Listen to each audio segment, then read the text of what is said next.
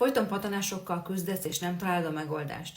Talán a cink lehet az a hiányzó összetevő, amely hiányzik az arcápolási rutinodból. A cink ugyanis számos esetben segít a bőrproblémákon, és nézzük meg ezeket. A pattanások ellen nagyon jótékony hatású, ugyanis a cink segít csökkenteni a gyulladást és szabályozni a fagyú működést. Nagy szerepe van a sebgyógyításban is, támogatja a bőr regenerálódását és gyorsítja a hegek gyógyulását. Antioxidáns szerepét se felejtsük el, ugyanis védi a bőrt a szabad gyököktől, és ezzel lassítja az öregedési folyamatokat. Bőrpér esetén, illetve a gyulladásos, irritált bőröket, különösen a rozeceás vagy az ekcémás bőröket gyönyörűen gyógyítja.